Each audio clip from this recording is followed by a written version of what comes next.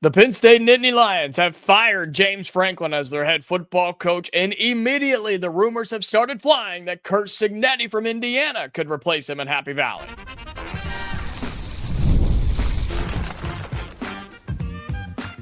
You are Locked On Hoosiers, your daily podcast on the Indiana Hoosiers. Part of the Locked On Podcast Network, your team every day. Welcome into the Locked On Hoosiers podcast. I'm your man, Jacob Goins. I appreciate you being here, making this your first listen or your first watch every single day. We are part of the Locked On Podcast Network, which is your team every day. Today's episode of Locked On Hoosiers is brought to you by Mazda. Like our players, we sweat every detail because when you make every move count, pulling off the unexpected is only the beginning. Stay tuned later for highlights in this week's Moving the Game Forward Mazda Move and Be Moved. Well, thank you so much for being here on today's episode of Locked On Hoosiers. Whether you're watching on YouTube or listening on audio, I appreciate you supporting the show. And what was an awesome weekend for Indiana football. We'll continue those conversations today as we look ahead at what Indiana has remaining on the schedule and why an undefeated season really isn't off the table for the Hoosiers. Plus, Indiana ranked higher in the AP poll than they've ever been, the third ranked team in the country. We'll talk about what that means, why it's significant, and where other teams in the Big Ten are ranked this week as well. But a fun weekend it was, and here we are stressed already on a Monday, and not because of a loss, not because of recruiting or injuries or anything like that. It's because we're now in serious threat of losing our head coach. That's right. Indiana's Curt Cignetti being rumored as a possibility, as a candidate to replace James Franklin as the head coach of Penn State. I first want to say this.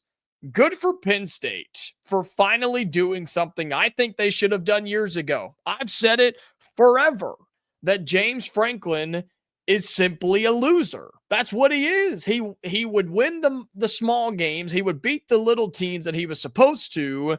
But anytime that he had to play an Ohio State or a Michigan or an Oregon or a team like that that was just as good or better than his squad, he never could do it. He never could pull it off.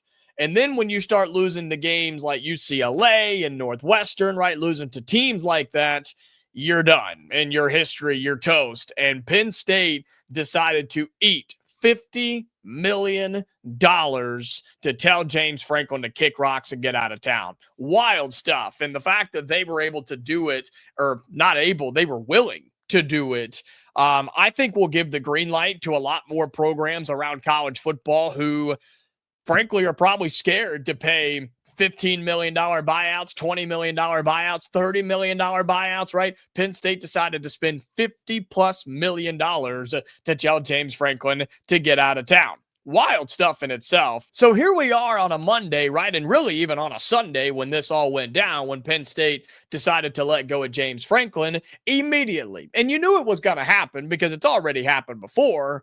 Immediately, Curt Cignetti of the Indiana football program, the head coach, the head man, the most popular coach in America right now, his name has already started to circulate and fly around message boards and articles and people tweeting about it. I mean, there's legitimate steam behind this idea that Curt Cignetti could replace James Franklin at Penn State. And for obvious reasons. He's an attractive coach. He's an attractive name and one that any program would love to have on their sidelines. And why would you not? It's a guy that has simply won everywhere he's been, right? The term of Google me has carried on through the first year and a half of his Indiana tenure. And the idea that he stepped into historically the worst football program at the FBS level, by far the P4, P5 level, but flirting with the worst one in FBS. And he came in and has turned it around in a year and a half. And he has the Indiana Hoosiers as the third ranked team in the country. The only team in the nation with 2 top 10 wins, and he's done it just halfway through his second season.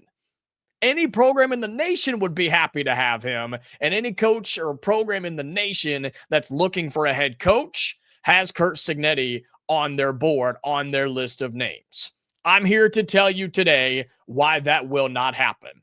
Curt Cignetti is not leaving Indiana to go to Penn State. Is it an attractive job?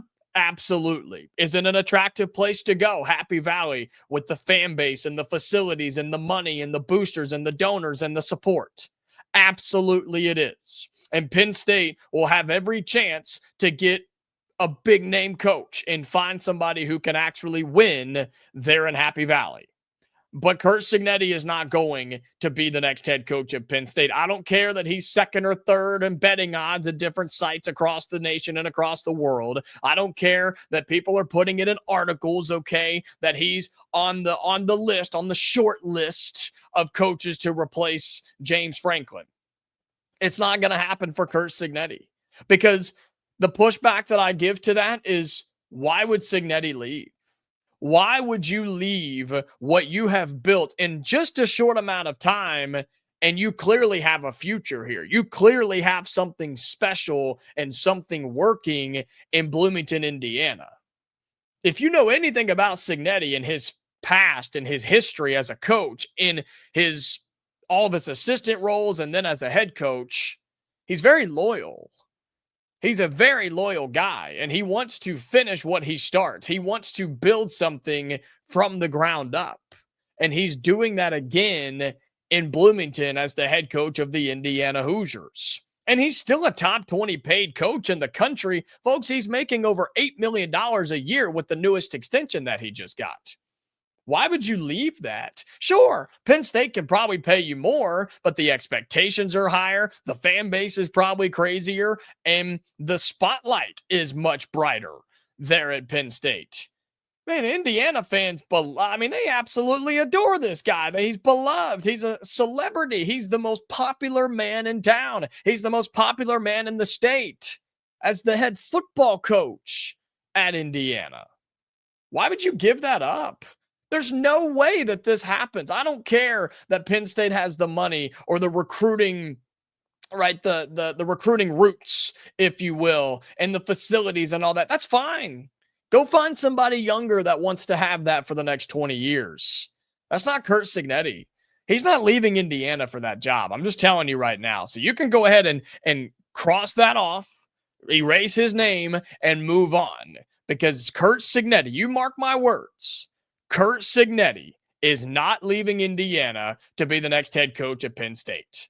I will almost guarantee it. I obviously can't fully because I don't have that control, but I'm telling you right now it ain't happening, because it doesn't make sense for anybody involved other than Penn State, who would be lucky to have to have Curt Cignetti.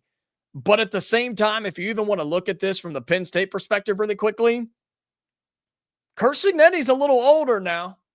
He's not a young buck, okay? He is older in age.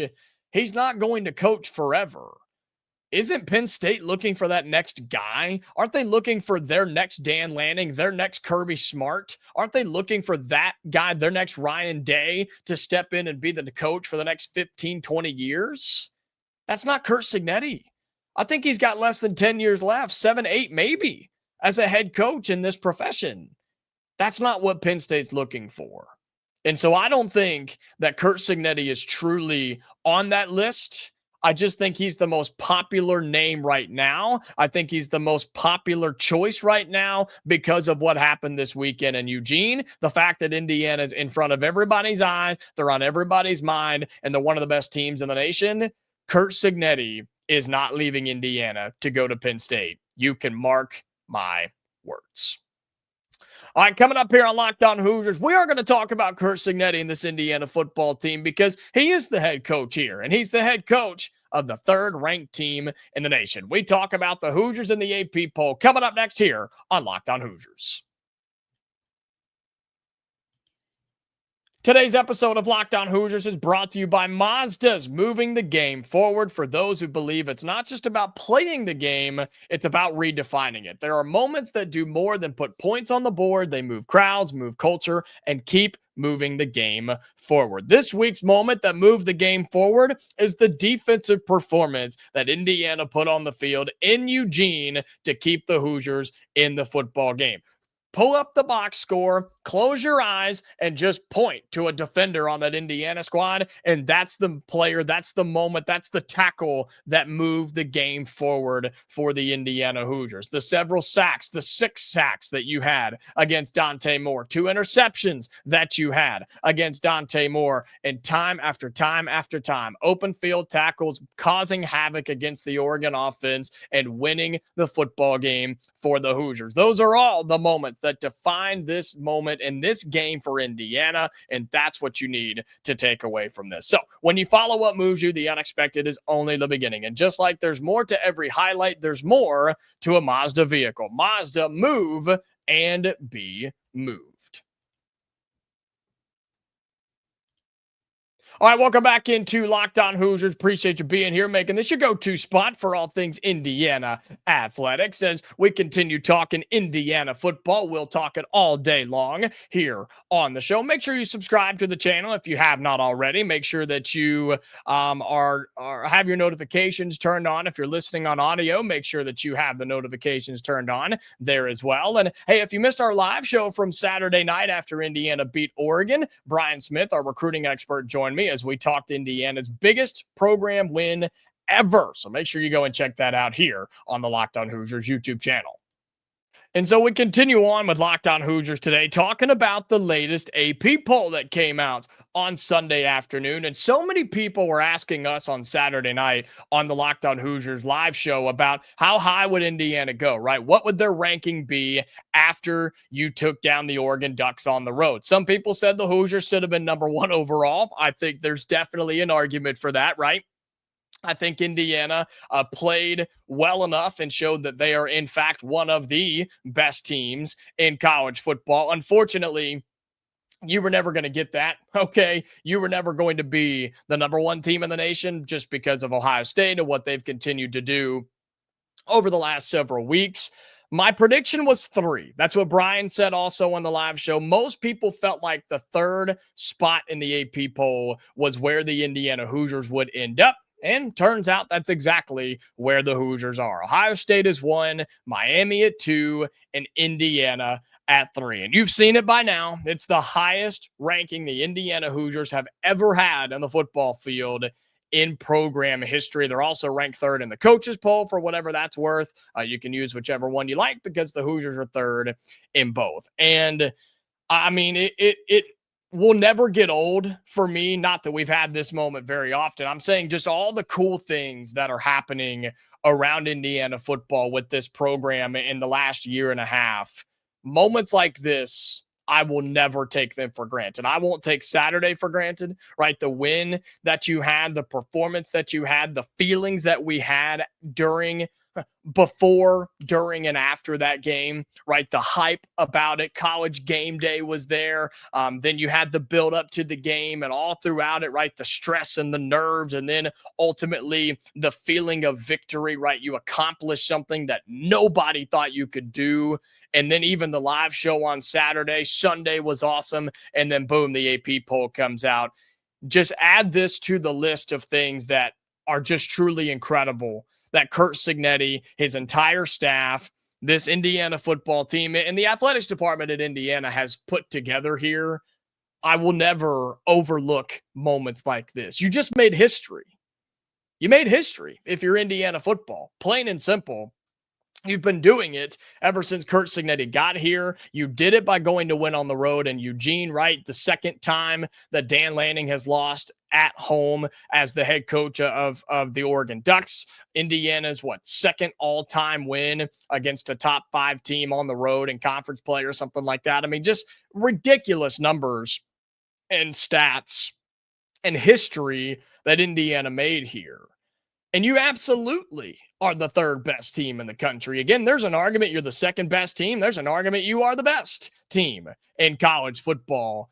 but you knew that Indiana was going to move up from that 7 spot, and it's absolutely deserved. Here's what some of the other AP poll, or the rest of the AP poll, looks like. Okay, won't read it all, but we'll read 1 through 10 plus the Big Ten teams that are in there as well. Ohio State's at 1, Miami 2, of course. Indiana is at 3, Texas A&M at 4, Ole Miss 5, Alabama 6. So 3 SEC teams there in a row behind Indiana. Texas Tech at 7, Oregon drops to 8. I think that's respectable. Georgia's at 9, and LSU is at 10. So the Big Ten still has 3 teams ranked in the top 10 of the AP poll. You look through the rest of it, right? The Big Ten struggling to find a whole lot of more teams in the AP poll. USC is ranked at 20. Michigan drops out. Illinois is not in there, but both of them are just on the outside looking in. Illinois would be 26th. Michigan would be 27th. Funny enough, Washington would actually be 28th. And so USC's at 20. Nebraska is at 25th. So they've slowly kind of hung around there, has Matt Rule and the Nebraska Cornhuskers. Funny about Matt Rule, right? He seems to be the favorite to land the Penn State job. And then Curt Cignetti's kind of floating around in the second or third option there, which I don't know if I love that for Penn State, just being honest with you. Matt Rule, of all people, Matt Rule is the guy you're going to go after.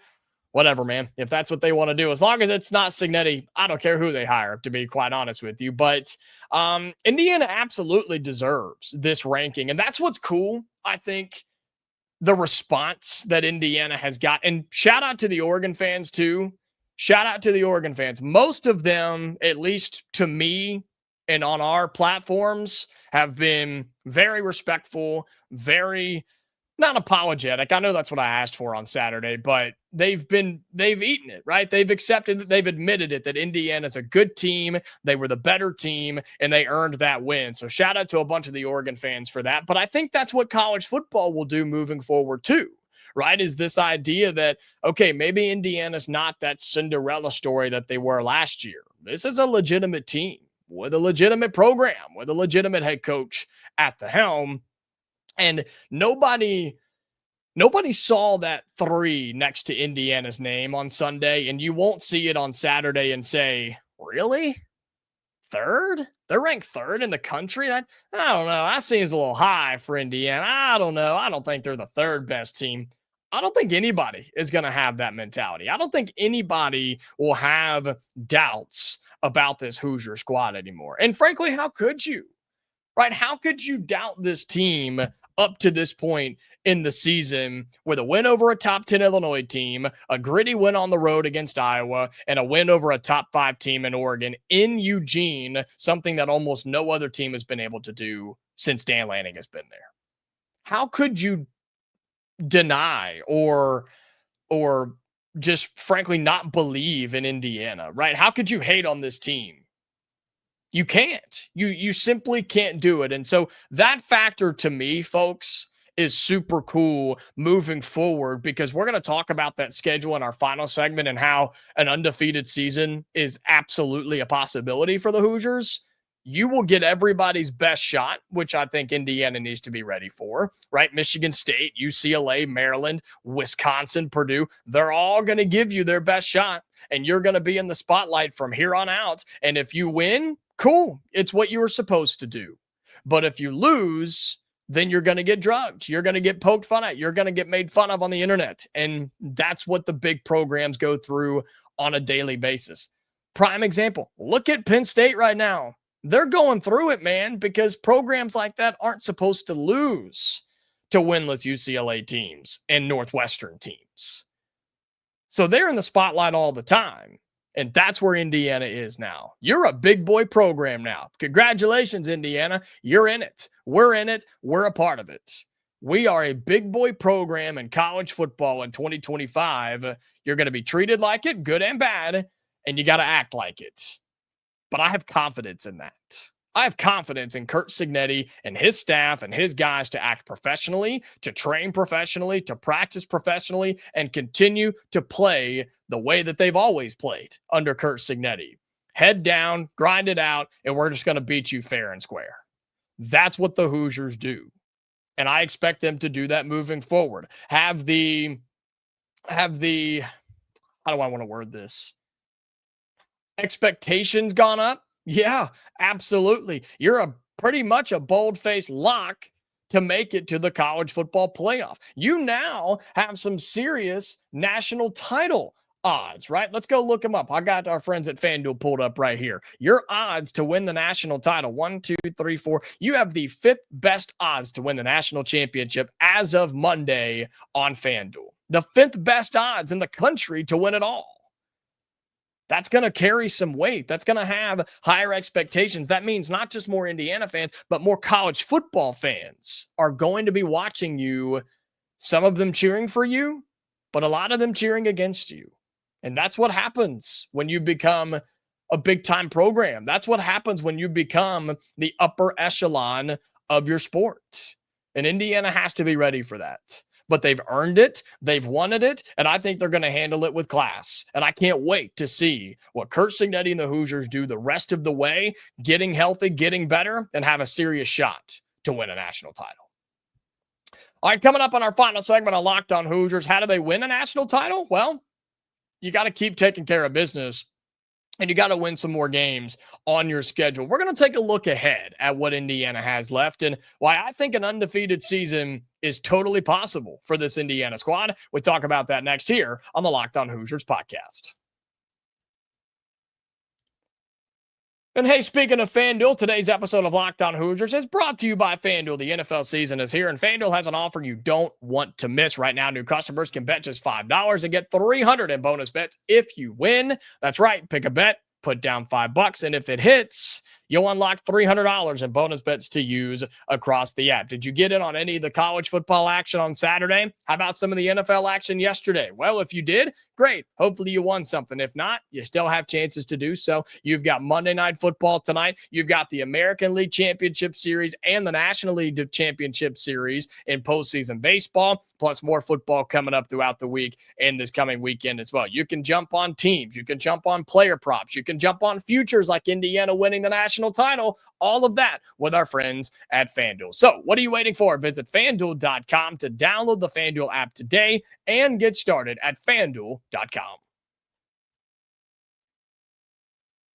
Today's episode of Locked On Hoosiers is brought to you by Monarch Money. Most people can't name all their financial accounts or even what they're worth, whether it's 401ks, properties, or investments. And when you don't have the full picture, you can end up leaving money on the table. That's where Monarch Money comes in. It's an all-in-one personal finance tool that brings your entire financial life together in one clean, easy-to-use interface on your laptop or on your phone. Monarch is built for people with busy lives. If you've put off organizing your finances, like me, Monarch is for you. Monarch does the heavy lifting for you. You can link all your accounts in minutes, see clear data visuals, get smart categorization of your spending, and finally feel in control of your money without ever touching a spreadsheet. Look, I'm on the younger side, right? And I'm trying to get some of my finances in order, trying to get some things right for my future. And Monarch Money just makes it simple, makes it clean, makes it easy. And I don't even have that much. But for those of you that do, I promise you they're going to get you taken care of, okay?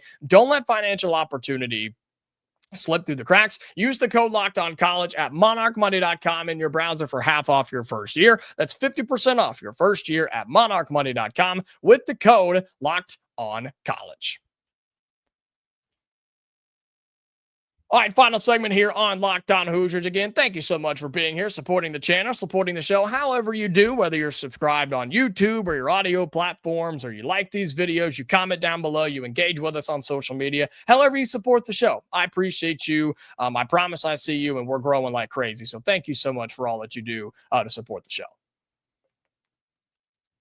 All right, so final segment here on today's episode, and I want to look ahead. Right, I want to look ahead to what Indiana has left on the football schedule this season, because Brian Smith and I were talking Saturday night in our Locked On Hoosiers live show, which, again, if you missed it, go check it out. If you're on the YouTube page, just scroll over, hit live, and you'll see it should be the first one there. We were talking about what the rest of the schedule kind of looks like in a very quick preview, and I want to dive a little bit deeper into that here while we have a few minutes. You have a chance to run the table, is what Brian said. And you're like, oh man, I don't know. That seems kind of tough. But when you sit back and look at it for just a second, the schedule's not all that bad, right? It's not all that bad where you host Michigan State this weekend, whose defense has fallen off a cliff. And look, all you got to do is get after Aiden Childs and they fall apart like a wet paper bag. So you've got Michigan State at home. Then you've got UCLA at home, which I really don't know how to feel about that. I don't know how to feel about that game. Yes, you are the much more talented team, better coach team, and better team overall, obviously. But they've got a little bit of life, right? That's a UCLA squad that after cleaning house and figuring everything out, they beat Penn State, which take that for what it is. And then you went on the road and dominated Michigan State 38-13. So that win could, or that game rather, could get interesting, right? UCLA plays Maryland before they make a trip to Bloomington. So I'm fascinated to see how the Bruins look in that game. If they've got 3 games in a row with 3 wins and rolling on offense, Indiana might have to look out for the Bruins. But home against Michigan State, home against UCLA, then back-to-back road trips. This will be tough at Maryland and at Penn State.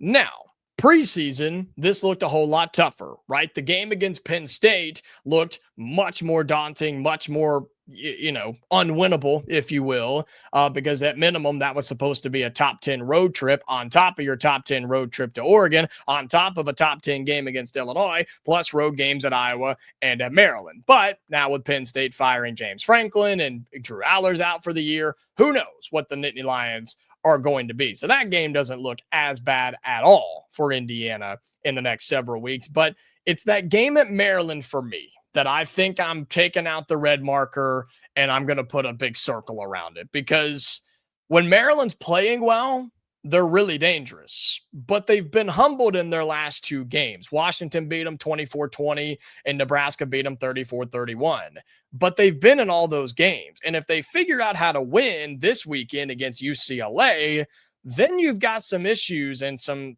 possible drama there in that Maryland game on the road. So Indiana's got to be careful. Home against Michigan State, home against UCLA, at Maryland, at Penn State. You return for a Wisconsin team where my prediction about Luke Fickell's looking pretty good. I said he wouldn't coach in this game because he would be fired by that point. We're well on track to make that happen. And then you go on the road at Purdue. And weirdly enough, could the Purdue game be one of your more difficult ones? I know they're 2-4. I know they haven't won a conference game, but they're competing in almost all of them.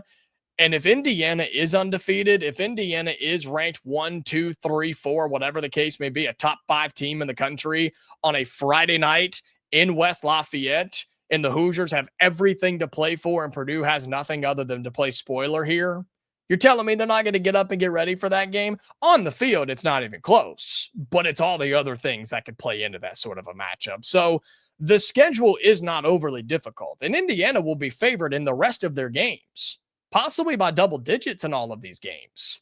But can you avoid the letdown? Can you avoid the upset? Can you get up and get ready and prepare and execute the way that you have through the first, 5, 6 games? Yeah, the first 6 games of this season.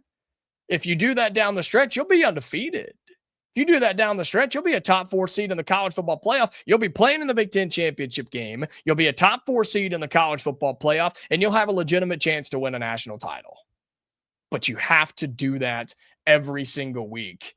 And that's what makes Curt Cignetti so special. That's why he's on every coaching search board in America, because that's what his teams do. They never let up. They never back down. They never look ahead. And I trust the Hoosiers and Cignetti to do that. I'm telling you, you should too. And if you're able to do that, my goodness, what an attackable schedule you have and a chance to really make some more history here at Bloomington this season. All right, that's going to do it for today's episode of Locked On Hoosiers. Again, thank you so much for being here, supporting the show. However that you do, we're going to have so much for you the rest of the week. We've got crossovers coming up. We've got games to preview. We got basketball to talk about, recruiting news, good and bad, all sorts of things for you right here on Locked On Hoosiers. So make sure you're subscribed to the channel on YouTube. Like this video. Drop your thoughts down in the comments as well. And if you are listening on audio, turn on your notifications so you never miss a new episode of Locked On Hoosiers, okay? We are back tomorrow, Hoosier fans, for another episode. So until then, stay safe, and I'll talk to you later.